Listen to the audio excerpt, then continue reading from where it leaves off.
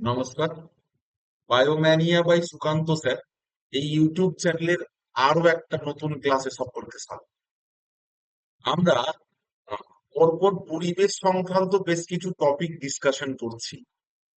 আমরা অলরেডি বায়ু দূষণ নিয়ে আলোচনা করেছি, জল দূষণ নিয়ে আলোচনা করেছি, এবং আমরা দেখতে পাচ্ছি আমাদের কার্যকলাপের ফলে এই পরিবেশ কিভাবে বিপর্যস্ত বিপর্যস্ত।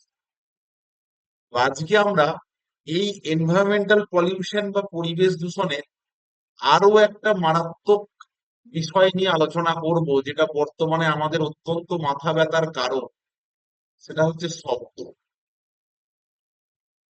এখন এক কথায় যদি আপনাকে জিজ্ঞাসা করা হয় শব্দ দূষণ কি, তাহলে বলাই যেতে পারে যে শব্দ আমাদের জন্য সহনীয় নয় তাই শব্দ দূষণ, অর্থাৎ অসহনীয়।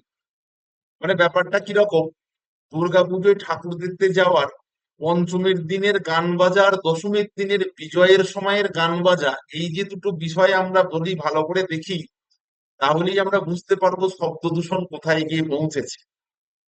কারণ ওই বিজয় দশমীতে যখন ঠাকুর বিজয় হচ্ছে তখন যে আওয়াজটা হয়, সেই যে প্রখর আওয়াজ ডিজের, যে আওয়াজ আপনার আমার কাছে অসহনীয়, সেটাই হচ্ছে শব্দ দূষণের কারণ।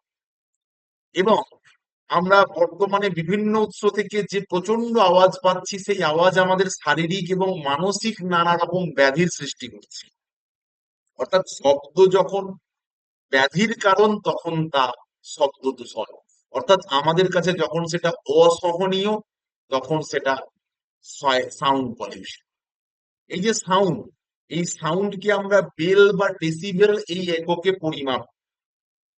সাউন্ড একটা নির্দিষ্ট সুরের সাউন্ড আমাদের কাছে একটা একটা একটা পজিটিভ মনোভাব তৈরি করে। আর সাউন্ড যখন অসুরে বা বেসুরে হয়ে যায়, তখন সেটা আর সাউন্ড থাকে না, তখন সাউন্ডের নামে আমাদেরকে গিলতে আসে এবং আমাদের বিভিন্ন রকম সমস্যার সৃষ্টি করছে, সেগুলো আমরা একে একে আলোচনা করব।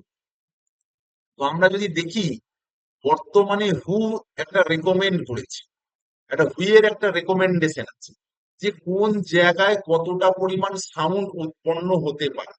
দেখো, এ কথা তো অস্বীকার করার উপায় নেই, আমরা তো আজ আর কলকারখানা বন্ধ করে দেব না, আজ আমরা যানবাহন বন্ধ করে দিতে পারবো, তাহলে সবই চলবে। তাহলে জোন বেসিসে বা এরিয়া বেসিসে একটা সাউন্ডের লক্ষ্যমাত্রা রাখা হয়েছে।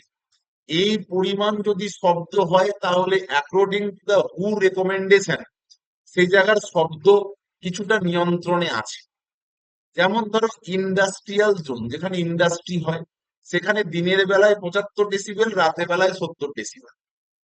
কমার্শিয়াল জোন বা যে সমস্ত জায়গায় ব্যবসা বাণিজ্য হয়, দিনের বেলায় 65 ডেসিবেল, রাতের বেলায় 55 ডেসিবেল।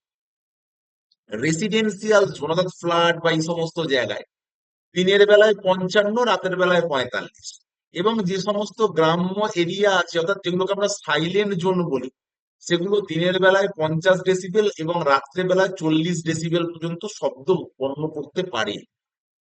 কারণ এই অত্যধিক পরিমাণ শব্দ আমাদের মানসিক হ্যাজার্ডস এর সৃষ্টি করবে না। কারণ দিনে রাতে যদি একই শব্দ উৎপন্ন হতে থাকে, তাহলে আমরা শোবো কখন, ঘুমাবো কখন, বা ভালো থাকবো কখন, মেন্টালি রিল্যাক্স হবো কখন।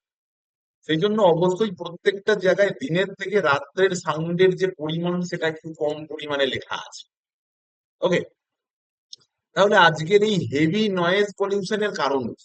তাহলে দেখো, ট্রাফিক নয়েজ হতে পারে, এয়ারক্রাফটের নয়েজ হতে পারে, তার সঙ্গে সঙ্গে ইন্ডাস্ট্রি, সেখানে যে সমস্ত হেভি মেশিন পত্র চলছে সেখান থেকে প্রচুর পরিমাণে শব্দ উৎপন্ন হচ্ছে। প্রচন্ড পরিমাণে কর্কশ স্বরে বাজা ডিজে, মাইক, বক্স, যে সমস্ত শব্দ আমাদের কাছে আর সহনীয় নেই, অসহনীয়, তাই শব্দ দূষণের কারণ, তাই আমাদের মেন্টাল হ্যাজার্ডস এর কারণ। তো সেই জন্য আমরা এখন দেখছি নয়েজ পলিউশন হতে হতে এমন একটা জায়গায় এসেছে, নয়েজ যেন আমাদের গিলতে আসছে। দেখবে, প্রচন্ড স্বরে যখন মাইক বাজতে থাকে, তখন মাথা যন্ত্রণা, কপালে যন্ত্রণা, মুড ভালো নয়, এগুলো হতে হতে একটা প্যানিক অবস্থার যেন সৃষ্টি হয়ে যায় আমাদের। তখন শব্দ আমাদের কাছে সুরে নয়, অসুরে হয়ে যায়। এবং এই শব্দ দূষণের ফলে নানা রকম প্রবলেমের মধ্যেও কিন্তু আমরা পড়ছি। বিভিন্ন রকম শারীরিক প্রবলেম, বিভিন্ন রকম মানসিক প্রবলেম, বিভিন্ন ধরনের রোগ বাগের মধ্যেও কিন্তু আমাদেরকে পড়তে হচ্ছে। যেমন হিয়ারিং লস, আমরা কানে শোনার ক্ষমতা কমে যাচ্ছে। ব্লাড প্রেশার যাদের আছে তাদের অত্যন্ত সমস্যা, ব্লাড প্রেশারের মান বাড়ছে, স্ট্রেস ফিল হচ্ছে। এবং যে সমস্ত অঞ্চলে রাতেও প্রচন্ড শব্দ সৃষ্টি হচ্ছে সেখানে স্লিপিং ডিস্টারবেন্স একটা অত্যন্ত গুরুত্বপূর্ণ সমস্যার কারণ হয়ে দাঁড়াচ্ছে। এবং এই স্লিপিং ডিস্টারবেন্স হওয়া মানেই কি হবে, মানুষের সমস্যা হবে শারীরিক মানসিক। এবং কালার ব্লাইন্ডনেস বা যেটাকে আমরা বলি বর্ণান্ধতা, এরকম জেনেটিক্যাল রোগেরও কারণ কিন্তু এই হেভি নয়েজ বা নয়েজ পলিউশন। তাই এমতো অবস্থায় এই নয়েজকে কন্ট্রোল করতে না পারলে আমাদের শারীরিক মানসিক একটা বিপর্যস্ততা যেটা নামতে চলেছে সেটা আগামী দিনে আরো বড় আকার ধারণ করবে, এটা বলাই যায়। তাহলে কিভাবে কন্ট্রোল করব আমরা নয়েজ পলিউশন? দেখো, নয়েজ পলিউশন কন্ট্রোল করার উপায় হচ্ছে বিয়ের যে শব্দের যে রেকমেন্ডেশন আছে সেই রেকমেন্ডেশনটা মানতে হবে। ইন্ডাস্ট্রি গুলোকে যেখানে মনুষ্য বসবাস আছে সেখান থেকে একটু দূরে করতে হবে। যে সমস্ত এয়ারপোর্ট আছে মনুষ্য দূর থেকে দূরে করতে হবে।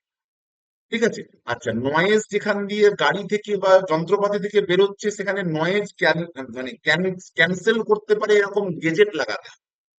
একান্তই যদি আমাদের এমন জায়গায় বসবাস করাটা হয়ে থাকে যেখানে নয়েজ উৎপন্ন হবেই, তাহলে আমাদের নিজেদের তখন প্রোটেক্ট করতে হবে, সেই ইয়ার প্লাগের মতো জিনিস ইউজ করতে হবে যাতে করে কিছুটা হলেও দূষণের ছোবল আমাদের উপরে সে কম লাগে। তার কারণ হচ্ছে এই অতিরিক্ত শব্দ আমাদের শারীরিক নয় মানসিক আঘাত হানতে চলেছে। এবং মানুষের মধ্যে বিভিন্ন রকম অ্যাংজাইটি সহ নানার কারণ হতে চলেছে শব্দ দূষণ। তাই এমতো অবস্থায় এটাকে প্রোটেক্ট করতে না পারলে একটা সোশ্যাল ক্রাইসিস দেখা যাবে। তাই শব্দ দূষণ বড় ব্যথার একটা জায়গা আমাদের এই পরিবেশের উপর। এই শব্দ দূষণ কন্ট্রোল ছাড়া উপায় নেই, জিরো তো করা যাবে না। তাই এমতো অবস্থায় যেটা করতে হবে, যে রাস্তাটা খুঁজে বার করতে হবে, সেটা কন্ট্রোলের রাস্তা, সেটা নিরাময়ের রাস্তা। ওকে, পরের ক্লাসে আবারও একটা দূষণ নিয়ে আলোচনা করবো। ততক্ষণ সকলে ভালো থেকো।